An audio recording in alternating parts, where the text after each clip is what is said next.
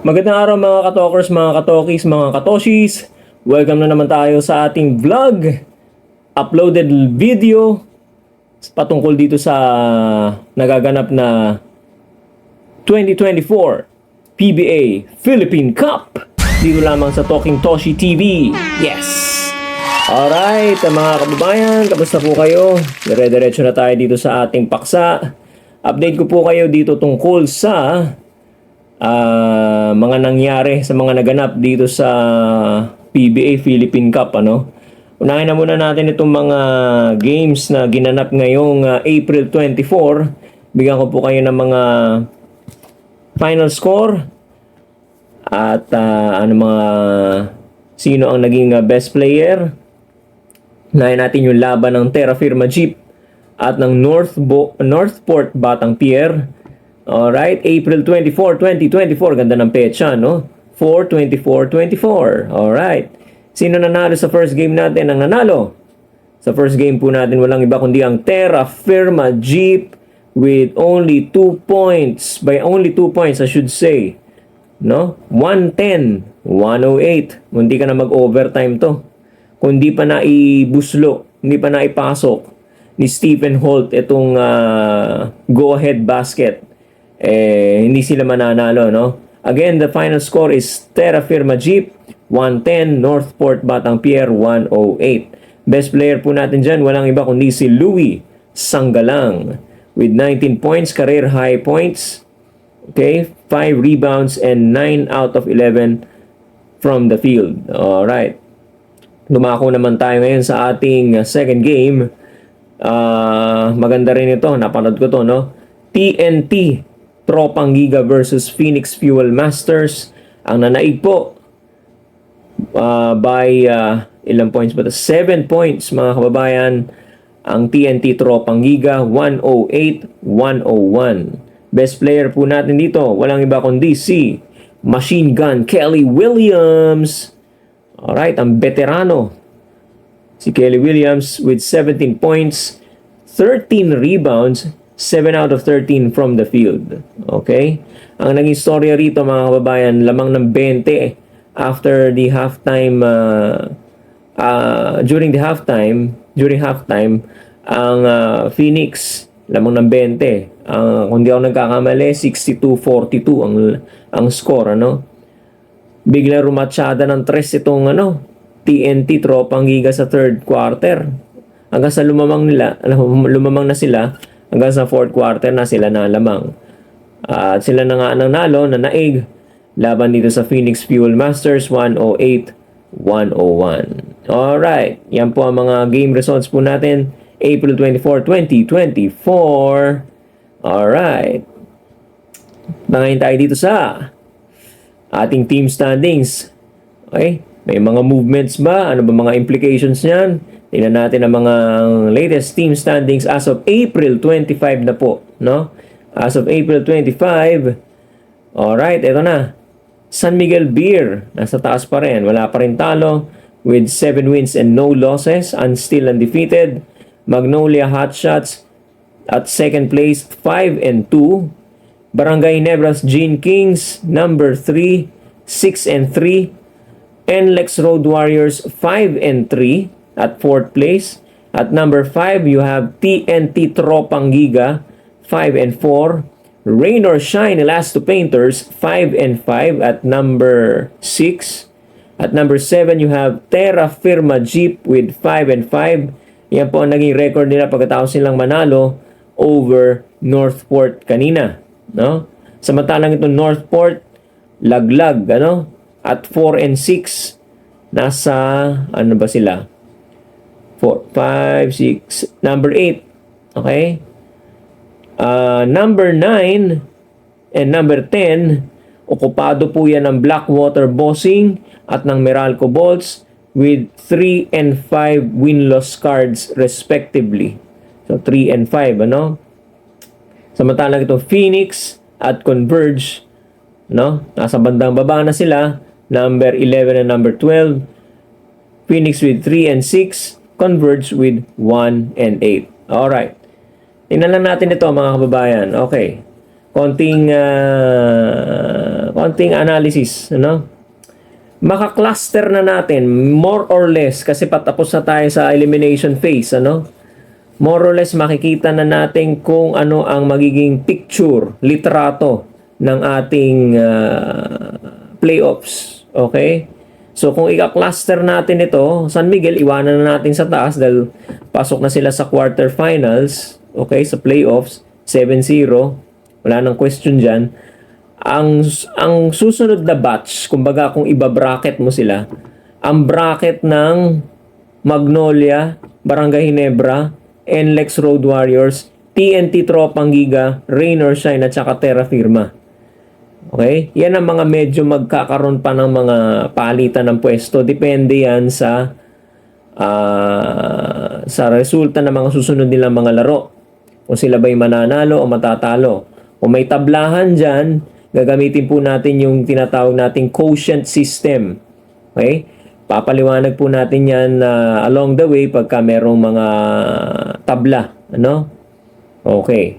Wala na pong playoffs na hiwalay. Ano? Quotient system na lang. Okay. Tapos, yan yung first cluster or first batch. Ano?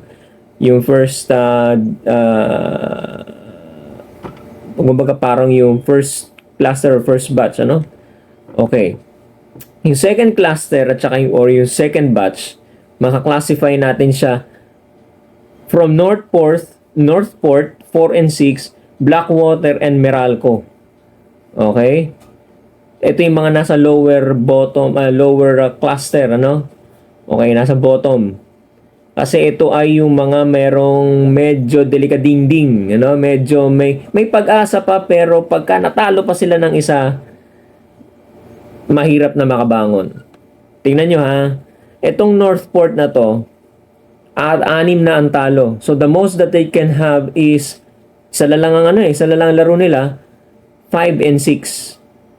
Ang magic number po mga kababayan, 6 and 5. 6 wins and 5 losses. Sila ay 4 and 6. So kung manalo man sila, 5 and 6 na ang kanilang final record. Okay?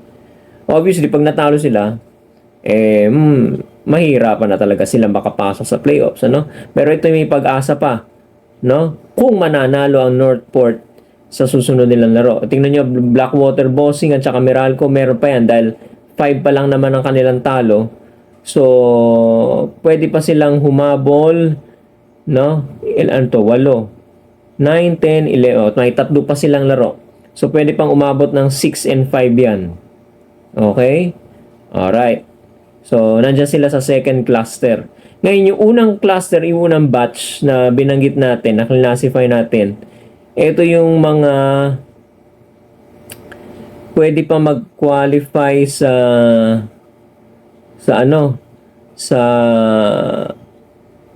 best of 3. Okay? Yan, yung pwede pa mag-qualify sa best of 3. Okay? Most probably. Kasi ito yung nasa pwesto nila. Although, titingnan kasi hindi ko pa nakikita yung yung mga final score, ano. Ang Blackwater and Meralco pwede pa yang pumasok sa best of 3. Okay? Kasi kaya lang naman nating cluster siya ngayon as of now, dahil sa kanilang record na 3 and 5, nasa bandang baba sila. Pero pwede pa silang umangat yan, depende nga, ano. It all depends on the final score doon sa mga kalaban nila. No? Sa mga kalaban nila previously. Gagamit tayo ng quotient system dyan, mga kababayan. Okay. Pero for the meantime, kung ano yung nandito ngayon, as of April 25, eto ngayon ang pwede nating maging classification. So, ang Terra Firma at saka Ross, pwede pa yan. May isa pang laro sila dahil 10 na sila. 6. Pwede silang mag 6 and 5. Ano? Okay. Pag natalo silang isa, medyo makakasama nila ang Northport. So, mag-standby sila kung ano yung mga magiging kapalaran nila. Nakasalalay yan dun sa mga ibang teams. Ano? Okay, ang TNT, pwede pa mag best of 3 to, no? Same with NLEX, Ginebra, and Magnolia. Okay? So, yung number 2 spot, no?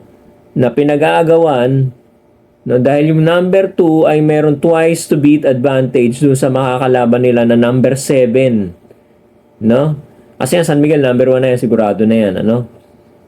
So, hinihintay na lang nila yung kalaban na number 8. Itong number 2, pinag-aagawan pa yan.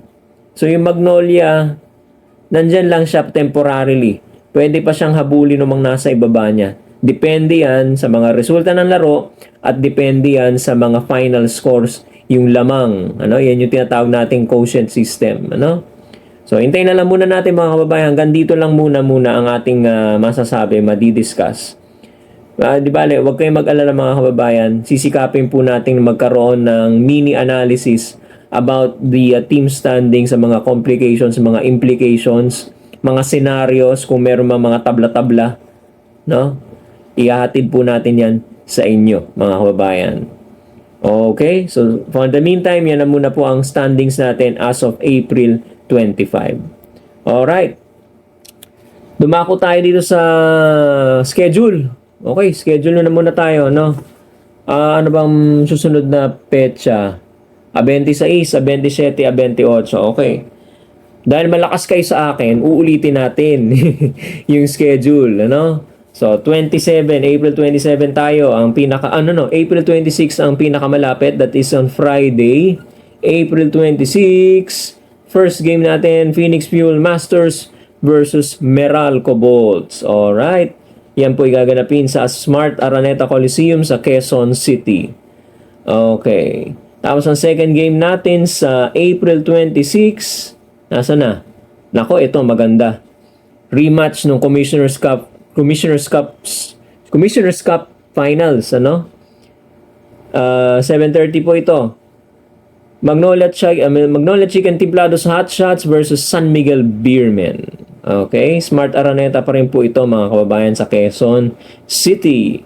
Sabado, April 27, sa Caloocan Sports Complex, Blackwater Bossing and Northport Batang Pier. Ito na po yung last and final laro ng Northport Batang Pier. At isa sa mga laro na nalalabi ng Blackwater Bossing. Pero para sa Northport, kailangan na nila manalo rito, ano? Para medyo makapasok ng kaunti ng, kumbaga, baka makasingit. Baka makasingit lang naman. Although 6 na kasi talo nila, no? Tingnan natin. So, 3:00 po yan sa Caloocan Sports Complex. Kalaban ng Northport, ang Blackwater Bossing. 6:15, ito, provincial game. 6:15 p.m. Converge Fiber Xers versus Barangay Ginebra, San Miguel. Okay? Ayan. Okay. Tapos, 28. Balik tayo dito sa Maynila. Field Sports Arena sa Pasig naman po ito mga kababayan. April 28, 3:00 ng hapon, Meralco Bolts versus Magnolia Chicken Templados Hot Shots. At sa second game po natin, Field Sports Arena pa rin po sa Pasig, San Miguel Beermen versus the NLEX Road Warriors. Ang NLEX po, okay, pwede pa po yan, ano? So, titingnan natin kung mananaig po sila laban dito sa number 1 team. Sila ba ang makakatalo dito sa San Miguel Beermen? Although meron laruan San Miguel sa Biyernes, ano? Against Magnolia. So abangan din natin yung Magnolia kung sila ba ang magbibigay ng bahid ng pagkatalo dito sa San Miguel Beermen, ano? Okay. So yan yung score natin hanggang schedule natin hanggang April 28. Tama ako, no? 26, 27, 28. Okay. Ngayon, ito yung bago. Okay. Ito yung bago. May 1, Labor Day. Nga pala, binabalita ako sa inyo. Yung mga bilang pagpupugay daw, wika, sa mga manggagawa natin. Sa May 1, pag kayo nais nyo manood ng libre sa venue, saan ba to? Sa Philippine Sports Arena, sa Pasig City, gusto nyo manood ng libre, pwede naman po kayong pumunta doon, ano, bilang manggagawa, ano, magpakita lang po kayo ng proof na kayo ay worker, no, dahil Labor Day po yan, yung, well, holiday naman yan, no, Dala lang po kayo ng pruweba ng ID po ninyo, company ID, uniforme, okay? At siguro any proof na nagtatrabaho kayo, no? Sa isang kumpanya, sa isang pribadong kumpanya or sa ahensya ng pamahalaan, ano? Anything na magiging pruweba ninyo na kayo yon, na kayo isang manggagawa. Okay? Libre po kayo dyan. Okay? So, May 1, 4:30. First game po natin. Sa Wednesday po ito, no? Blackwater Bossing, San Miguel Beermen. Okay. Tingnan natin kung ito yung mga natitira pang laro ng Blackwater, ano? Okay. Second game natin, 7:30 p.m. TNT Tropang Giga versus Converge Fiber X. So, ito, palakasan ng Signal. Sino ba ang pinakamalakas sa Signal? Tropang Giga ba, TNT o Converge? Well, bagay, medyo magkasaliwa ito, no? Yung isa SIM card, yung isa internet, ano? Pero halos pareho to, no? Ginagamitan ng Signal, ano? Okay, sino ang pinakamalakas sa Signal sa kanilang dalawa? May 1 po yan, ano? Labor Day. May 3, sa Friday. Ay, 4:30 sa Philippine Sports Arena pa rin po ito sa Pasig. 4:30. Magnolia Chicken Templados Hot Shots versus the Terra Firma Jeep. Yan, 4:30 po yan, first game. At sa ating second game, okay, sa Biyernes, May 3, NLEX Road Warriors versus the Rain or Shine Elasto Painters. Yan po mga kababayan ng ating mga schedules to come. Okay? Papalapin na po tayo sa pagtatapos ng elimination round as I've said earlier. At dahil gusto ko po kayong paglingkuran tungkol dito sa mga bagay na ito, pagka medyo malapit-lapit na po matapos yung ating elimination round, titingnan po natin, medyo i-analyze na po natin yung mga chances, mga scenarios ng bawat team sa ating team standings. Ano? Sisikapin po natin yan para sa inyo po. Kaya hinihikayat ko po kayo na dito na kayo kumuha ng mga updates, no? Mga game schedules, mga updates tungkol sa team standings dito sa ating Philippine Basketball Association or PBA sa ginaganap na kasalukuyang 2024 PBA Philippine Cup. Alright? At patuloy po kayong tumutok dito sa Talking Toshi TV. Madali lang naman po mag-subscribe. Iangat nyo lang po yung inyong kamay, pipindutin nyo lang po yung subscribe button. Ayan po, nakasubscribe na po kayo. Yan lang po ang inyong gagawin. Hindi po kayo mainit po ngayon masyado sa labas. Oy, mainit po delikado po ngayon. Stay hydrated po mga kababayan. Kung kayo lalabas, walang hindi nakakabawas ng pagkalalaki pagka kayo ay nagpapayong. Kaya ako po mismo nagpapayong po dahil napakainit ng araw pagka umaga, lalo na pagtanghali or hapon. Ako po, napakainit. Inom ho kayo lagi ng tubig, stay hydrated. Okay? Ayan, so tayo po sisikapin po natin na yan maihatid sa inyo yung mga bagay-bagay na tungkol dito sa PBA, no? At meron akong konting chika-chika lang, kapag daw itong sa mga Magnolia fans, medyo merong mga balibalita na kapag hindi pa raw champion ni Coach Chito Victolero itong Magnolia Hotshots, maaari na siyang palitan, no? Ni assistant coach Johnny Abarientos. Mga mga alingaskas, mga chismis, mga rumors lang naman yan, pero we still have yet to confirm it. So abang-abang na lang po kayo dito sa Talking Toshi TV para sa mga updates dito sa Philippine Basketball Association. Hanggang dito na lang po muna mga kababayan. Okay? At ingat po tayo mga babae. Ingatan nawa tayo ng Panginoon sa lahat ng pagkakataon sa ating mga ginagawa. Paalam po mga kababayan, hanggang sa muli po.